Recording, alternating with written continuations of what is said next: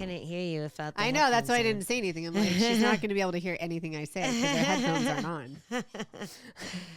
And we're back. Yay. Hey, guys. Thanks for joining us. Yo, joining us for reals if you're watching us already. The button. Click join. Do it. I am super excited about this Chris Curtis Strickland drama for some reason. It makes me sad. I'm such a fan of bromances in the UFC. There are some really beautiful like friendships that have, been created on the roster. And I just want everybody to, stick together. So when I hear that, something's not right, it makes me sad. Yeah, like Chimaev and Till. I know. Are they still together? I mean, I feel like they should be. I didn't hear if anything happened or not. Yeah, me neither. But it's just not the same since he's not in the UFC. And if that's the reason, that's very disappointing. Yeah, that would say. I mean, is Chimaev really in the UFC? He dabbles. He's here and there. He's probably fighting in some underground chic fighting league that's only for the royal chic families or something. I mean, teaching their kids how to fight and stuff, and I think shooting guns. Yeah, I don't know. Doing something really shady that would be in like a Arnold Schwarzenegger movie. He's just so back and forth. He's gonna retire, and then he's calling for a title shot. Oh, I just want to see you fight, bro. Oh, did he do that? Yeah, he did that again. Oh, yeah. Against Bilal? No. Wait, no. What size is he? 85. 85. Well, he tries both. to be 170. Yeah. But so who did he call out? No, he just said he wants the title shot next. He was supposed to fight. He got sick. He pulled out. He said he was going to retire because his health. Yeah. This is the second time he said that. Mm-hmm. And now after he said he's retiring because of his health, now he wants a title shot. Okay. Against whoever has the title. But he didn't specify which weight class. No. Whichever one will have me. Yes. I'm not picky. Yeah, what other bromances are there?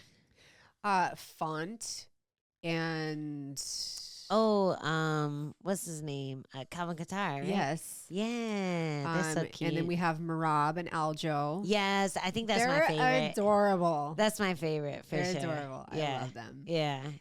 But Curtis and Strickland were an interesting one because Strickland is just so racist sounding. And then his bestie is this black dude. And you can just imagine the types of conversations that they would have, just like broing out together and being like, bro, you can't fucking say that, bro. And he's like, I can say whatever I want. This is America. He's like, yeah, but you can't fucking say that, bro. Like, I feel like that would be every conversation that they have. At least they can punch it out, Yeah, guys get over things a lot faster when they can punch each other in the face. No, and I think half of people understanding each other when it comes to issues where people can't, I don't know, agree upon is just talking about it instead of getting caught up in your echo chambers. And that's why I thought that those two were such an interesting bromance because they're just bringing together some cultural diffusion that wouldn't normally happen online. Well, apparently, this the beginning of the discourse, potentially, from what we've read on Twitter, the most reputable source on the planet, is that there was a training session where Curtis Blades just wanted to drill. And Strickland wanted to spar as he always does. And that was just the end of it. It was really sad. Yeah. There's more to that. For sure. I'm sure there's more to that. I'm sure there was more, and that was like, I can't take it anymore. Yeah. That's the straw that broke the camel's back. Fighters are notoriously known for being selfish and, very inward focused on their goals, and which you have to be. And so it sounded like Curtis Blades needed him to step up. Curtis Blades. What'd I say? Chris Curtis. Oh, yeah. You're like, no, that's right. Curtis Blades. Yes, Chris Curtis. Have I been saying that this whole time? No, Okay. that was the first time. Curtis plays just fine. So I know. that was on your mind. You didn't Leon Edwards Bilal, so you're good. Dude, I can't believe he did that. I still can't believe he did that on accident. Like it did seem like an on accident, but he wasn't mad at it because he was mad at the fat joke. I mean, he could have been being a little undercover shady. And, I mean, DC is good at that. It's never really that undercover either. I mean, he's in the position he's in, so he can do what he wants, I guess. He's got control of the mic. My mic. Yes. You can't talk anymore. Oh, man. I feel for Curtis, though, because he doesn't have the same online army. And it seemed like he had to make a press release for not being this guy's friend anymore. It was weird how that happened, right? Yeah. Well, and I mean, it's as fighters, we've always been told that, we have to have an online presence and be very approachable and accessible. So it's no surprise that, people get really involved, and he felt like he had to kind of speak his truth and defend himself a little bit. Yeah, no, I'm not mad at him for defending himself, but I just think that he got forced into that position where a lot of people might have just kept it to themselves. Yeah. Like, not air your dirty laundry all over the internet. Well, when your bestie is known for, being very outspoken, airing dirty laundry all over the internet. You got to be prepared with the press release for that sort of thing. That's what we witnessed. I mean, that just makes you think that guy's never going to have any real friends. If that's what happens, like a challenging relationship for sure. Like if that's what happens when you have a disagreement, like that's hard. That's a hard relationship, and he's got some lessons to learn for sure. Yeah, well, maybe Coach Eric Nisick can step in and play a moderator. I bet he has him blocked too. No. I mean, that's how everyone found out, because Strickland saw that Chris Curtis blocked him, and he started outing that, like posting screen grabs and going, "Oh my God, bro, you blocked me." He sounds a little upset. Sounds a little sensitive. Sure. Sensitive sounds very matter. Self-aware. Mm-hmm. All right. Hopefully this will be a really good learning experience for him. Yeah, you think they're gonna get back together? I mean, I saw a screenshot of an edible arrangements being sent, so I hope that was a start. If that doesn't work, I think a boombox on his front porch lawn would be the next step. Yeah, playing some of that hardcore music that Curtis likes. I forget what he said he wanted to walk out to, but they told him no. It was like some metal music.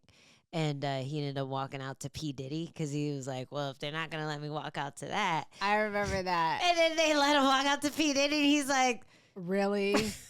Really? Guys? You were supposed to say no. Now I have to walk out to P. Diddy. Like, oh, we're okay with pedophiles. Really shot yourself in the foot with that one, guy. We're okay with pedophiles. Just no metal music. Unless it's Face the Pain. It's a classic.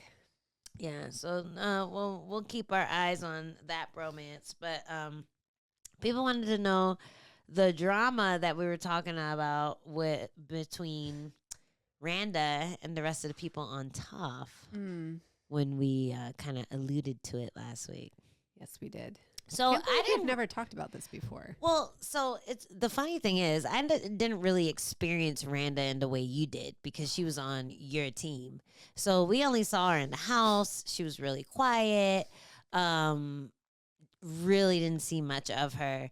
I did kind of make fun of her one day when she did a face off. It was were you there? She faced off with Felice. Oh, the bubble gum. And Felice blew the bubble gum in her face, and she was so angry.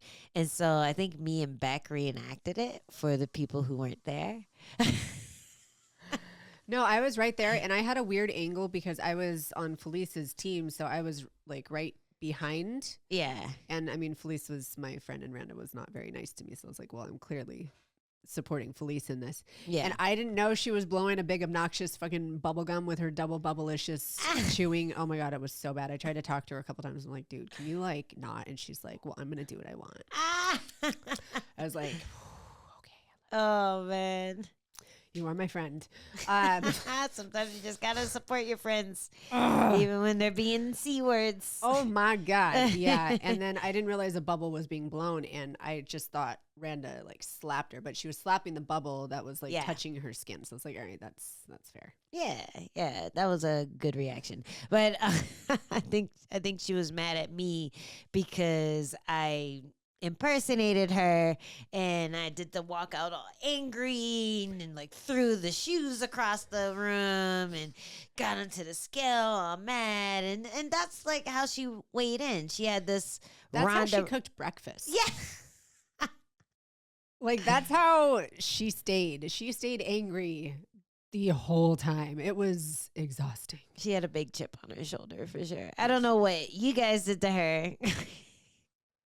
Must have been something from your we team. tried to be friends with her, but I remember at the medical, she had her headphones on, her glasses on, and like not talking about it. I was like, all right, this is what she needs to do to like get herself mentally prepared. It's fine.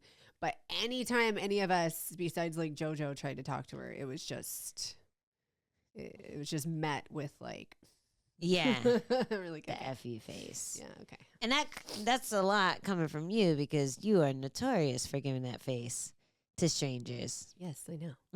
And I was like, damn, girl, chill. Yeah. Why are you so angry? The fuck? You put the B in RBF. Anyone else is too much. Yeah. It was a lot. What was it like after the show? Did you guys still She blocked me. Oh, really? Just right away? No, I mentioned that I didn't realize it was that serious. I thought that that's just kind of what she needed to do while she was on the show. Yeah. For a competition, because everybody responds differently. Different things work for different people. But I remember I went and we were all doing a jersey sign on the last day. And I mean, I had just fought. I broke my fucking hand and I was heartbroken. Like I lost a decision on the last day and I really saw myself winning. Yeah. So I was sad, but I was like, you know what? This is a once in a lifetime experience. Like I just need to embrace it and, move forward. So I was like, all right, like there's no sense in holding on to any grudges or anything like that. So I tried to get them to sign my jersey. And this bitch just like walked away from me. And I remember JoJo and her were besties. And JoJo was like, she like said something like weird and she's like, oh, I don't know. I'll do it later. And she just like walked away from me. I was like, really? And I asked Ashley and Ashley was like, really? You want me to sign? I was like, yeah, of course. She's like, okay. And I'm like, yeah, see, it's not that hard. Just gotta let things go. But no, they stayed angry. What did you do to them? Nothing. I remember one time I was actually really excited to meet JoJo because I thought she had really good striking and I had seen her fight in Invicta. We were both from Invicta. And I was, talking to her while we were eating one day. I was like, oh man, your striking is so awesome. Like I was trying to like just engage and ask questions. And she straight up went like, wow. And, like, turned around and I was like, damn. When you were like on the same team and stuff? Yes. That's so weird. I'm not kidding you. Dude, well, I tried to be friends with JoJo too because my husband's Scottish. I'm like, hey. You're basically family. Yeah, you're Scottish. You do Muay Thai. Like, yo, like we're the same people, basically. I married into your family. Yeah. So, so I would try to talk to her too. And she was really friendly at the tryouts and when we were first getting into the house. But then after they assigned teams, she just would ghost me. Yeah. Like just would look past me and not say anything. She actually said something nice to me last time I was in like backstage with her. And I feel like that was the first time she said anything to me ever. Wow. Since the show 10 years ago. Could you understand what she said? No. Something. I don't remember. You could never hear her. And every time you would be like, what did you say? She would just lean closer. Yeah. And then say it in the same volume. I'm like, I didn't understand. Like, okay. Yeah. But the reason I got like a little feisty at the at the rap dinner wasn't because of Randa or JoJo. It was because of Ashleen. Because Ashleen That's how you say your name, Yeah. right? Yeah. She was talking shit about the fact that I was on the show. I remember that. Yeah. And I got heated because I was pissed that I had to fight the number 1 seed. I ended up fighting Carla, who you fought in the last round too. And even though I didn't win that fight, I felt like there were a lot of people who I could have beat up, especially Aisling. So she was kind of rapping on during dinner, going, hey, I don't think that people like Angela who won or who lost in the first round shouldn't even have been on the show in the first place, something like that. And I do blame Angela Bagania for putting some heat on that fire because she was at one side of the table and I was at the other, and she was kind of in the middle. Magana was, and she went, hey, Angela, did you hear that? She would. She's so terrible. She's the worst. She said, hey, Angela. And I was like, what? And I was already like, Angela Trill was already peeking out. Like, she was having a good time, hugging people, being a little social butterfly. And it takes a few drinks for me to get like that. So when I heard someone was talking shit, I was like, excuse me? We don't need a cage to fight. We can fight right the fuck here. And I just kept saying it over and over again. I think I was stuck on repeat. We can fight right the fuck now. And the coaches from our team were like, Angela, calm down. Like, I'm like, no. I think I said, you don't want me to show my color. Pulled out all the, back in the day insults. Of hand gestures. Yes, lots of neck movements and hands and snapping. I don't think I snapped, but I literally snapped. I was somebody just like, take the knife away from her. Excuse me? Yeah. Did you say that? Dude, I didn't even remember that part. We were at a steakhouse. I had a steak knife in my hand. And I'm like, we can fight right now. I don't need a cage. I don't need a show. Let's fucking go. So she was very quiet. I love that girl. Yeah. She's awesome. And I feel like because I try to be very welcoming and nice to people, people mistake that for weakness, True. They think they can shit on you and you're not going to do anything about it. And she found out real quick that I'm not the weakest link. This one has a backbone. Yeah. I'm just nice so you don't feel uncomfortable. But yeah, that really pissed me off. And I remember when I started training at Alliance, she came through to train, but I was out of town. And I was so angry about it. I was calling Eric Del Fiero. I was texting people, how long is she here? Tell that bitch to stay here. I remember that. My hand was broken, so I couldn't train with her. But I think she had that concussion thing and she wasn't able to spar anyway. Yeah, she wasn't doing anything. Yeah. I don't think she's fought since. Yeah. So that goes to show you, not karma, but just, I don't know. You can just be kind. There's just no be reason. Kind. Yeah. There's no reason. We're all fighting for the same thing, and there's a lot more ways that we can connect and support each other. Yeah. Rather than tear each other down. And it was a long time ago, so I'm sure all the girls on the show have matured. I know I have. I feel like I'm a lot more kind than I used to be. And a lot more, I guess, what do you call it? When you care about other people's feelings. Empathetic. Yes.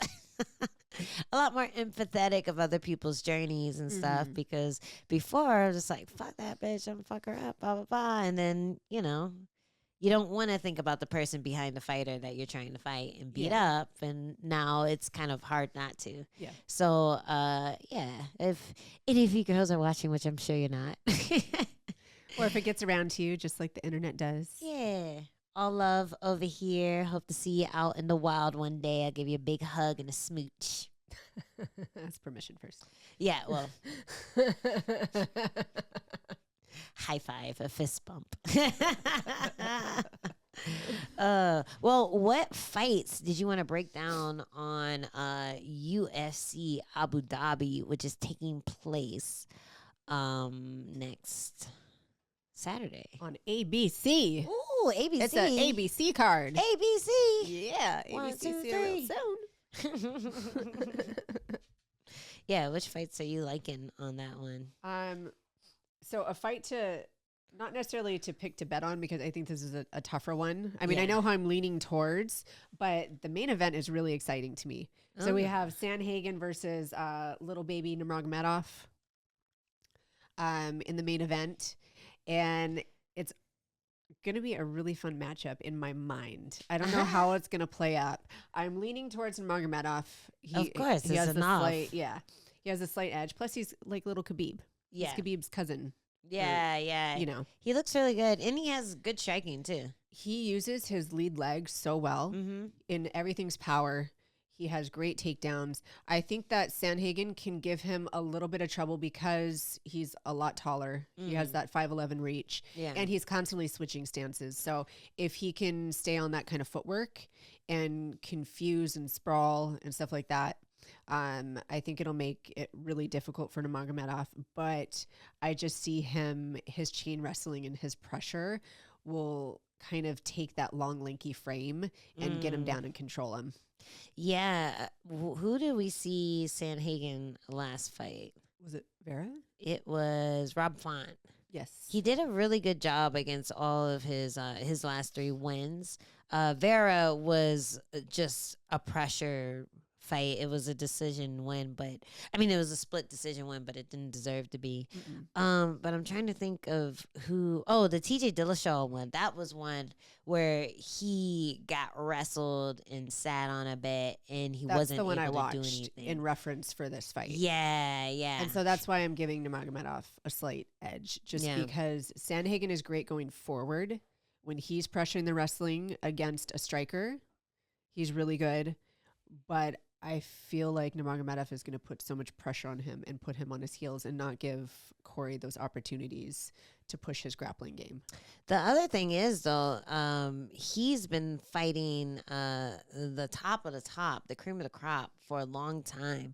And this is going to be Umar a step up. Nurmagomedov's first big step up. It's his first 5-rounder. First 5-rounder too. Yeah, that's a lot to do that. Like the last guy he fought doesn't even have blue on his Wikipedia. Raoni Barcelos is one of my favorite unranked fighters in that weight class. He's really good, just everywhere, wrestling, kickboxing. He knocked him out with a body kick. So I think that gives a lot of hope in his step up going forward. But there's always that chance that someone like Corey is going to be able to use the veteranness, and he's gotten so much better since that Dillashaw fight too. I mean, I feel like the Marlon Vera fight was like the peak performance for him, where he was just able to do everything he wanted in that fight. Change levels, strike, pitter patter, change level again, get him to the ground, not waste energy on the ground, let him up, hit him again. So yeah, I'm wondering how that's going to look against a more aggressive fighter. It's hard for me to pick a winner for this one. This is not like one that would be like, okay. go ahead and bet on this. Don't bet on this one, but I'm really excited about this one. Yeah, well, let me see. How do you find the ranking? I mean, not the rankings, the odds for this stuff. For the what? The odds, like the betting odds. I think you can just Google betting odds for UFC on ABC. I feel like the betting odds would give Nurmagomedov an advantage too. Should we go to Duelbits? Oh, we should. That would make so much sense. Can we even go to Duelbits? Probably not. It's not available in the U.S. The free-to-play game is. Oh, no. Womp womp. One that I think is easier to pick would be the co-main event, and that's Magomedov versus Oleksiejczuk. He's a Polish striker. He's more of a boxer. Yeah. And then Magomedov is the the Av that does not wrestle. He likes to strike. Shara. Yes. You think this one's easy to pick? Yes, I do. I think that Mikhail has a chance with this. Really? Because Shara's last fight, he looked like he was getting put on his heels. I wasn't sure if he won that fight. Who was it? Who did he fight? Was it let me see. It was short notice. Yeah. He knocked out Tricoli, and it was short notice. But Tricoli was giving him all sorts of problems. Yeah, but Tricoli's a different kind of fighter. He is, but I know that Mikhail really puts people out of their game. It's a random. He's like if you like hit a jackpot, it's really random when he's able to just come out and explode and just knock people out, but he doesn't. It's a really weird one. I remember when he was getting ready to fight Kevin Holland, I was looking at his fights, and he's either hit or miss, but when he hits, it's big. Yeah. Like, it's really big. He knocked out Chidi Njoku, who's a very well-rounded. But that was at middleweight. And Chidi is better suited at 170. Yeah, but I'm just saying, he's still a really well-rounded fighter. And I don't think Shara is as good of a Medov as we think he is. Maybe I'm just biased because he didn't want to take photos with me at the fan experience. Oh, this is what this is about. He was like, who is this? Wow, I didn't know about this. Who is this woman in the photo with me? Over and over again. What? Yeah. How did you hear about this? What do you mean? I was there. So at International Fight Week, I didn't hear about this. I told you this. You did not. You told your other white girlfriend. I had so many stories from International Fight Week, but this one actually stuck with me. I was doing the fan experience thing. You know how they take you into that little VIP lounge with all the VIP people who paid the extra money to have a drink with a fighter. So we're in the VIP lounge, and there were a ton of people there, like Cowboy Cerrone and Michael Chandler, and just a ton of fighters.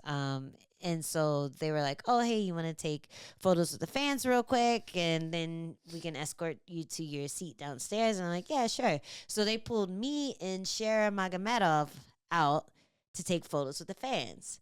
And so we take one picture.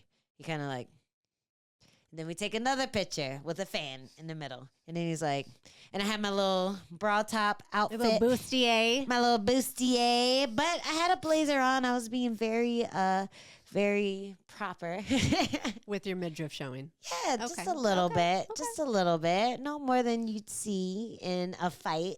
Okay. You know? Okay. I fight in less. And then he talks to his translator, and he's like, who's this girl in my photos?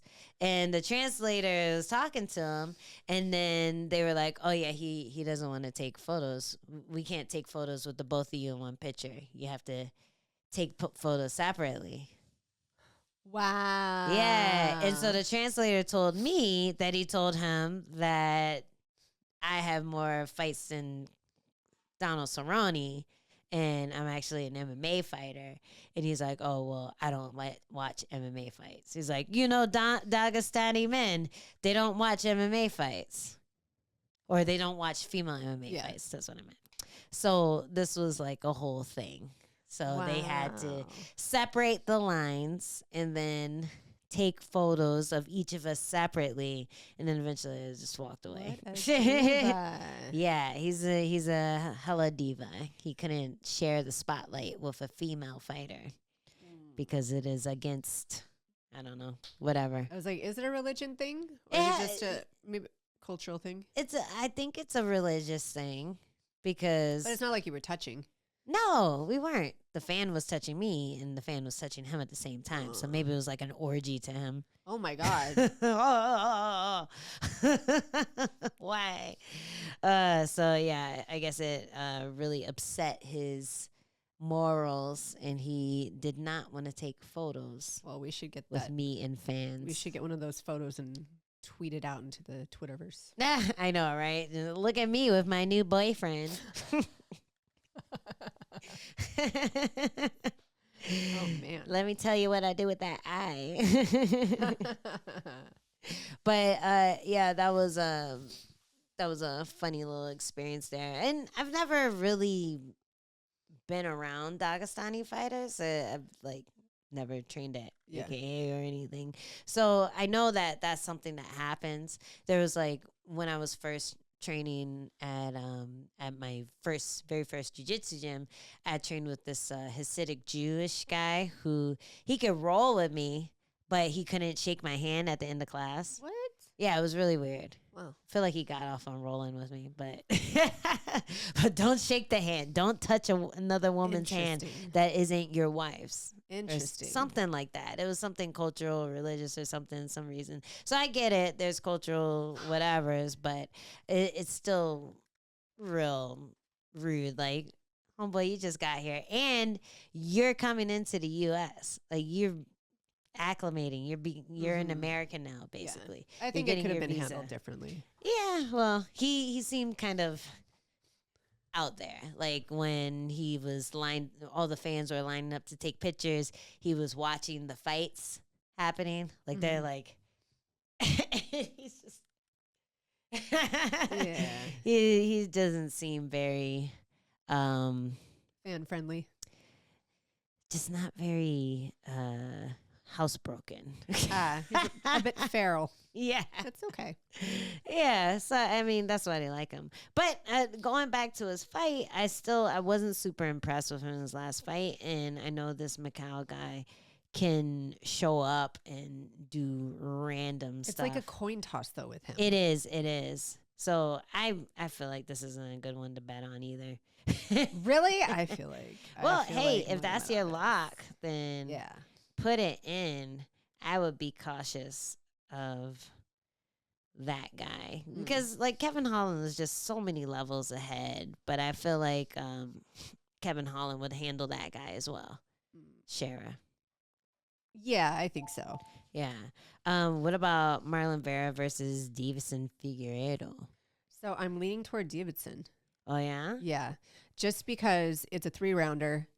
Marlon is notoriously a slow starter, and he only has 3 rounds. And I think Davidson, Marlon is always dangerous and great at controlling range with those kicks.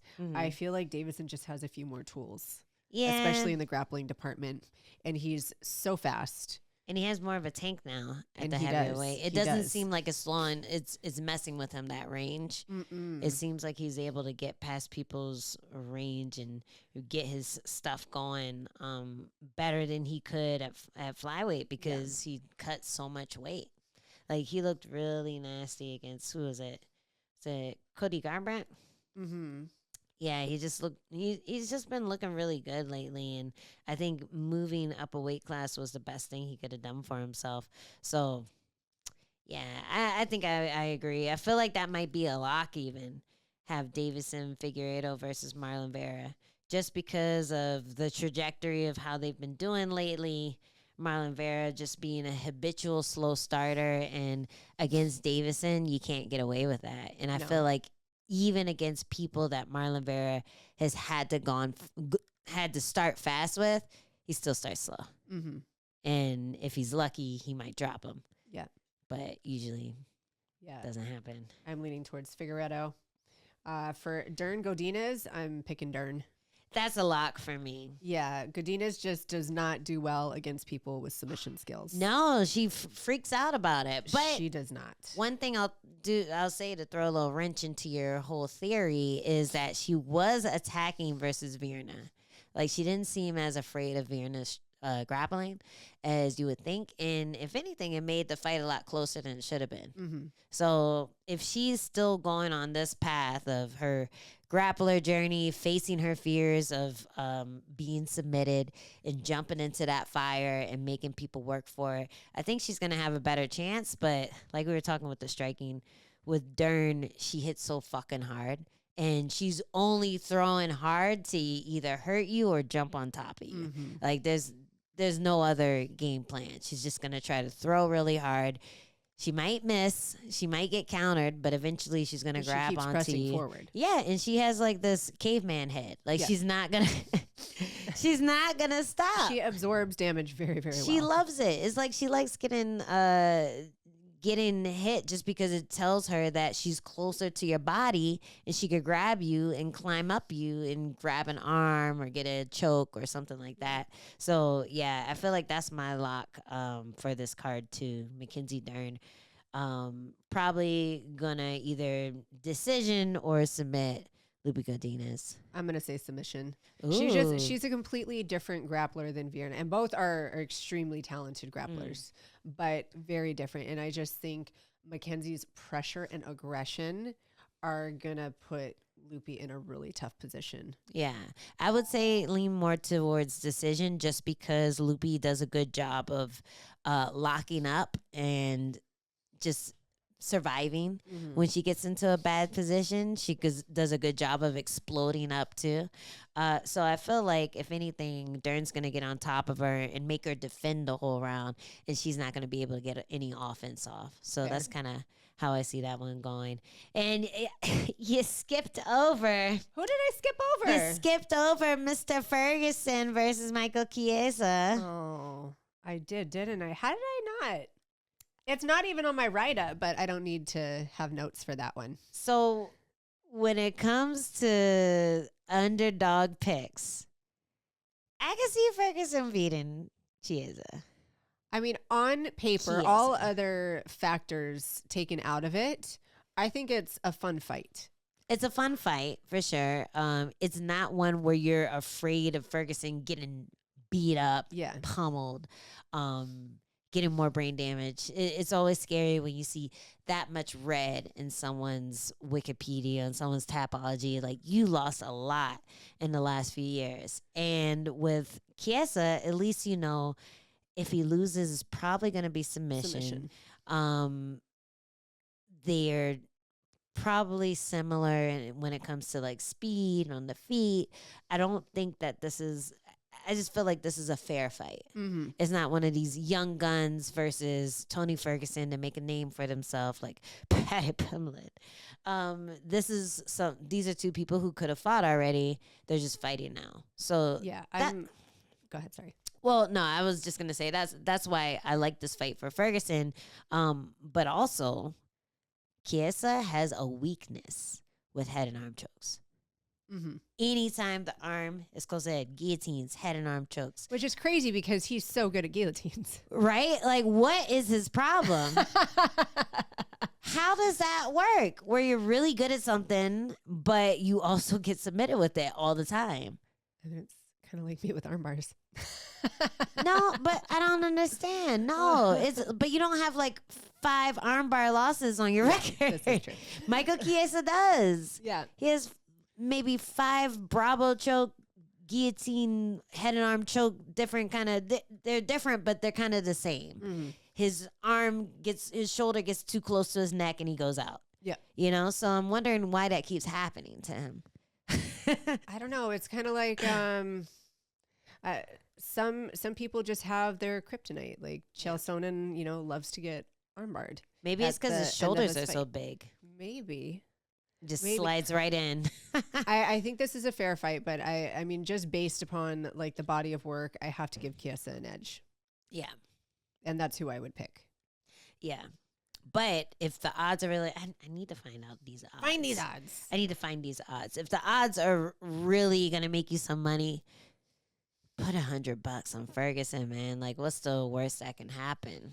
You'll make up for the difference in some way, shape, or form. Yeah, just do a parlay the other way, and you'll be fine. But I feel like the odds are going to be really loaded when it comes to Chiesa.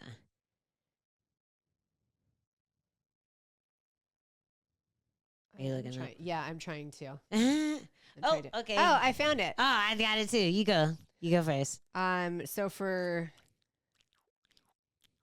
Oh my god. Oh, sorry. I was scratching my throat. I was like, what is happening? I forgot I was in a mic. Oh my god. So Corey Nurmagomedov is a slight betting favorite. Okay. I see Ferguson is a huge underdog. Yeah, of course. -4 or +410. I feel like you can waste a little money on that. Yeah, that might not be a bad one. I mean, so many people hit me up after my last win saying they put me on a parlay with a submission win over Pinheiro, and they made a lot of money. Heck yeah. So I feel like that's a safe one to play around with. Mm-hmm. You could do 2 different ones. No, okay. Well, I just found the one for that fight, apparently. I put in for the card, but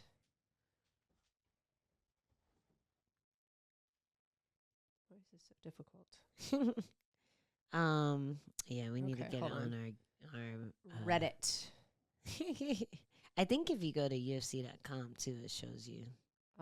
So Davidson is -135, Chito Vera +115, Dern -75, Lupe Godinez +150, Michael Chiesa -450, Tony Ferguson +350. Yeah, it only has like half the odds on UFC.com. Yeah, this one's on Reddit. Oh, Reddit, eh? Yes. Don't spend too much time on there. You'll become an No. incel. No. We're gonna get out of here real quick. Yeah. Oh, I'm surprised. Well, I guess I'm not, but I think Corey Sanhagen is a safe one to bet on if you're gonna go for underdog too. But yeah, I think Umar might show up and show out on that one. Yeah, I mean, especially since we just got wind of Khabib doing the game plan and strategy for Bilal's fight. Oh yeah, that's true. So a fighter cannot lose with him in his corner. Yeah, it's really a superpower, isn't it? Yeah. Having that guy there. Yeah, they've always talked about what a good like coach and mastermind he is, and it's definitely showing that. He's revealing it. Yeah. Well, is there anyone else that you would highlight on the prelims? I kind of feel like a safe bet as well would be Sam Hughes over Victoria Drakova. I could see that. I was going to say Menafield. Okay. Over Mirzakhanov. Okay. Mirzakhanov. I can't say that thing right. I don't know anything about Mirzakhanov, but Menafield is like a minefield.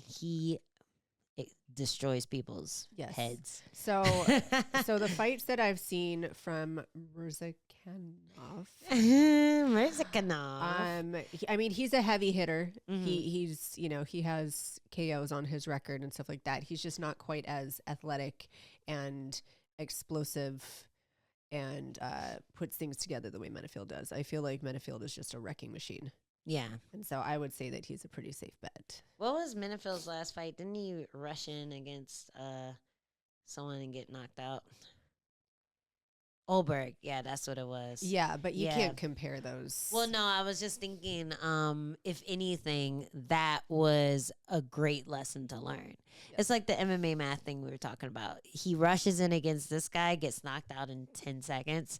He's never going to do that again. No. You're never going to get that path of victory against him again. So if anything, he's going to be a little more patient, look for his shots a little better, and not just try to get the fight started immediately and put himself in danger. So, yeah, I like that one, too. If Azmat is as bad as you say he is. But the Victoria Dudakova girl, she's been winning, but not against very great competition. And I think Sam Hughes has just been battle tested. She's a workhorse. Won some, lost some, but she will grind you out. Yeah, like you said, she's a workhorse. She knows how to win a fight if she has the ability to.